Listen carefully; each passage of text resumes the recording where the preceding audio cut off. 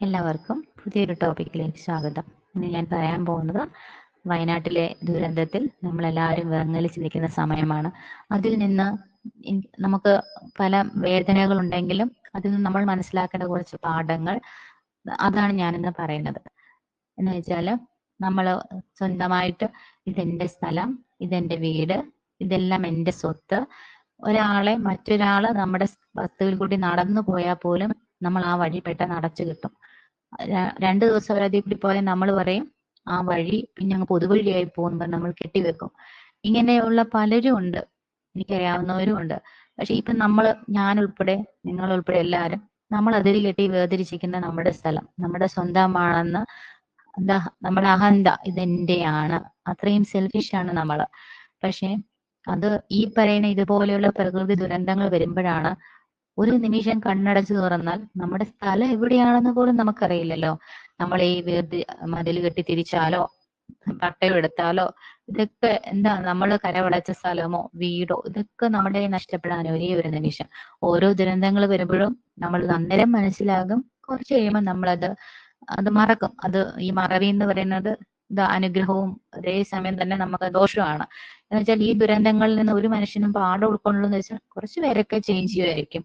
അപ്പോ ഞാൻ പറയുന്നത്, ഏറ്റവും കൂടുതൽ തർക്കങ്ങളും വഴക്കുകളും നടക്കുന്നത് സ്ഥലത്തിന്റെയൊക്കെ പേരിൽ തന്നെയാണ്.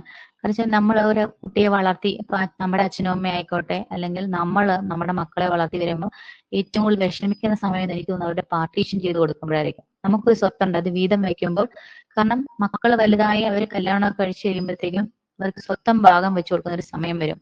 അപ്പോൾ രണ്ടുപേർക്കും തുല്യമായ വസ്തു എത്ര മുറിച്ചു മാറ്റിയാലും ഇപ്പം ഏതൊരു സ്ഥലവും ഇപ്പൊ ഒരേപോലെ ചതുരത്തിൽ കിട്ടണമെന്നില്ല. ചിലപ്പോൾ കുറച്ച് സ്ഥലം പുറകിലായിരിക്കും, കുറച്ച് സ്ഥലം ഫ്രണ്ടിലായിരിക്കും, അല്ലെങ്കിൽ വേറെ എവിടെയെങ്കിലും ആയിരിക്കും വാങ്ങിച്ചിട്ടിരിക്കുന്നത്. അപ്പൊ തീർച്ചയായിട്ടും ഈ രണ്ട് മക്കൾ തമ്മിൽ ഒരു കോമ്പറ്റീഷൻ വരും. അവന് നല്ല സ്ഥലം കിട്ടി, അല്ലെങ്കിൽ അവക്ക് മോശം സ്ഥലമാണ് കിട്ടിയത്, അച്ഛൻ അവക്ക് നല്ലത് കൊടുത്തു, അപ്പൊ എനിക്ക് കുറച്ചേ തന്നുള്ളൂ. ശരിക്കും പറഞ്ഞാൽ അച്ഛനും അമ്മയും നിസ്സഹായരാണ്. രണ്ടുപേർക്കും ഇത് എങ്ങനെ വീതിക്കാനാണ്? ഇതെല്ലാ അച്ഛനമ്മമാരും അനുഭവിക്കുന്ന ഒരു പ്രയാസമാണ്. ഏതെങ്കിലും മക്കൾ പറയുമോ ഇതൊന്നും ഞങ്ങൾക്ക് വേണ്ട അച്ഛാ, ഇതൊക്കെ നിങ്ങളുടെ കയ്യിൽ തന്നെ സേവ് ചെയ്തിരിക്കട്ടെ, അല്ലെങ്കിൽ ഞങ്ങൾക്ക് ഇതൊന്നും വേണ്ട എന്ന് പറയുന്ന എത്ര മക്കളുണ്ട്? കാരണം ഇത് എത്രയും പെട്ടെന്ന് പാർട്ടീഷൻ ചെയ്ത് കിട്ടുവാണെങ്കിൽ അത് കരുതിക്കൊണ്ടായിരിക്കും അവര് വേറെ പല പ്രോജക്റ്റുകളും വെച്ചിരിക്കുന്നത്. അപ്പൊ ഈ പാർട്ടീഷൻ ചെയ്യുന്ന സമയം എന്ന് പറയുന്നത് അച്ഛനും അമ്മയും ഏറ്റവും കൂടുതൽ വേദനിക്കുന്ന സമയമാണ്. ഈ പാർട്ടീഷൻ ചെയ്ത് കിട്ടുന്ന സ്ഥലം, ഈ വസ്തുവിന് വേണ്ടിയിട്ട് എത്രയോ കേസുകൾ, ഇത് പോരാന്നും പറഞ്ഞുകൊണ്ട് മൂത്ത ആള് അല്ലെങ്കിൽ അതുവരെ സഹോദരങ്ങൾ തമ്മിൽ ഈ അച്ഛനും അമ്മയും വളരെ സ്നേഹബന്ധത്തിലായിരിക്കും വളർത്തിക്കൊണ്ട് വന്നിട്ടുള്ളത്. അവര് വൈരാഗ്യ ബുദ്ധിയോടുകൂടി വിട്ടുകൊടുക്കാൻ തയ്യാറായ, നിങ്ങൾ തന്നെ ചിന്തിക്കൂ, ഇപ്പൊ നമ്മുടെയൊക്കെ സഹോദരന്മാർക്ക്, ഇപ്പൊ ഞാൻ എന്റെ സഹോദരന്റെ കാര്യം എടുക്കുകയാണെങ്കിൽ ഞാൻ എപ്പോഴും വിചാരിക്കും, എനിക്കൊരു സ്ഥലമുണ്ട്, പാർട്ടീഷൻ ചെയ്തില്ലേ പോലും ഞാൻ എൻ്റെ അമ്മയോട് പറയും അതെന്റെ സഹോദരൻ ഇരിക്കട്ടെ, കാരണം അവൻ എൻ്റെ ബ്രദറാണ്, കുഞ്ഞനിയനാണ്, അവന്റെ കയ്യിൽ ഇരിക്കട്ടെ. പക്ഷെ എന്നാൽ പോലും ചിലപ്പോൾ എന്റെ ഹസ്ബൻഡ് പറയും അങ്ങനെ എന്തിനാ നീ കരുതുന്നത്, നിനക്ക് അവകാശപ്പെട്ടത് നീ മേടിക്കണം. പക്ഷെ അങ്ങനെയല്ല, ശരിക്കും അങ്ങനെ നമ്മളല്ല അവനെ അങ്ങനെ അനിയനായിരിക്കട്ടെ, ചിലപ്പോൾ അവനപ്പൊ എന്തായിരിക്കും സ്നേഹത്തോടെ പറഞ്ഞത്, ഇല്ല നിനക്ക് ഇത് ഇരിക്കട്ടെ എന്ന് അവൻ സ്നേഹത്തോടെ പറയും.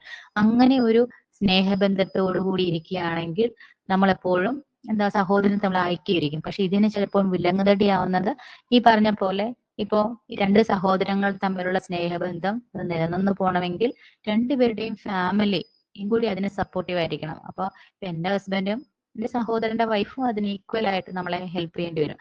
എന്നാൽ മാത്രമേ നമുക്കൊരു റിലേഷൻ നല്ല സ്ട്രോങ് ആയിട്ട് കൊണ്ടുപോകാൻ പറ്റുള്ളൂ.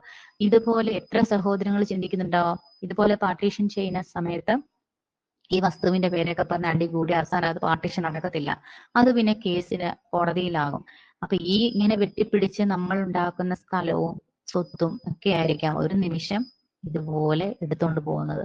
ഇങ്ങനെ ഒരു ഉരുൾപൊട്ടലോ എന്തെങ്കിലും ഒരു പ്രകൃതി ദുരന്തമോ വെള്ളപ്പൊക്കമോ വരുമ്പോൾ നമ്മൾ ഇട്ടിരിക്കുന്ന ഡ്രസ്സ് മാത്രമേ നമുക്ക് ഉണ്ടാവുള്ളൂ. അപ്പൊ ആ സമയത്ത് നമ്മൾ കോടതിയിൽ കിടക്കുന്ന കേസോ ഒന്നുമില്ല, നമ്മുടെ ജീവന് മാത്രമായിരിക്കും നമ്മൾ ഏറ്റവും കൂടുതൽ വില കൽപ്പിക്കുന്നത്. ആ നിമിഷം ഒന്ന് ആലോചിച്ച് നോക്കൂ, നമ്മൾ വെട്ടിപ്പിടിച്ചത് നമ്മൾ തൊട്ട അയൽവക്കക്കാരനെ ഇങ്ങോട്ട് നോക്കൂന്ന് വരെ വിചാരിച്ച് കെട്ടിപ്പൊക്കിയ മതില്, നമ്മൾ നടക്കാൻ പോലും ഒരു തുണ്ട് വഴി കൊടുക്കാത്തവര് ഒരു വണ്ടി കയറുമെന്ന് കരുതി ഇപ്പം അയൽപക്കക്കാരന് ഒരു ശകല സ്ഥലം കൂടെ കൊടുത്തു കഴിഞ്ഞാൽ എടെ കാർ ആ വീട്ടുമുറ്റത്ത് വരും. ജന്മം പോയ ഒരു തരി മണ്ണ് കൊടുക്കത്തില്ല.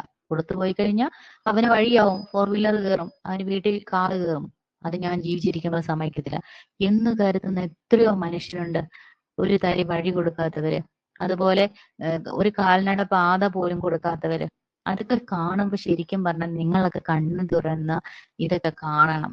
എന്നിട്ട് നിങ്ങൾ ഈ സ്ഥലത്തിന് വേണ്ടി അടി ഉണ്ടാക്കുന്നവരും കേസ് കൊടുത്തവരൊക്കെ നിങ്ങൾ ഇപ്പൊ ഇരുന്ന് ഈ വയനാട്ടിലെ ദുരന്തം കാണുമ്പോൾ ഇരുന്ന് കരയുന്നുണ്ടായിരിക്കും, അയ്യോ ഇവർക്കൊന്നും. പക്ഷെ നിങ്ങൾ ആലോചിക്കണം, എന്താണ് ഈ പറഞ്ഞ വഴിക്ക് വേണ്ടി നിങ്ങൾ ആർക്കെങ്കിലും വഴി നടക്കാതിരുത്തുന്നുണ്ടോ? നിങ്ങളുടെ സഹോദരങ്ങളുടെ സ്ഥലത്തിന് അല്ലെങ്കിൽ അതിനുവേണ്ടി നിങ്ങൾ ഒരു കേസ് കൊടുത്തിട്ടുണ്ടോ? അങ്ങനെയൊക്കെ ഉണ്ടെങ്കിൽ നിങ്ങൾ ഒരു നിമിഷം ചിന്തിച്ച് സ്നേഹത്തോടെ പെരുമാറും എന്ന് എനിക്ക് പറയാനുള്ളത്. ഞാൻ എല്ലാരെയും കുറ്റപ്പെടുത്തുകയല്ല. എന്റെ ഈ വാക്കുകൾ കേൾക്കുന്നവരിൽ ആരെങ്കിലും അങ്ങനെ പെരുമാറുന്നുണ്ടെങ്കിൽ തീർച്ചയായിട്ടും നിങ്ങൾ റീതിങ്ക് ചെയ്യൂ. നിങ്ങൾക്ക് നല്ലതേ വരും. Okay, thank you.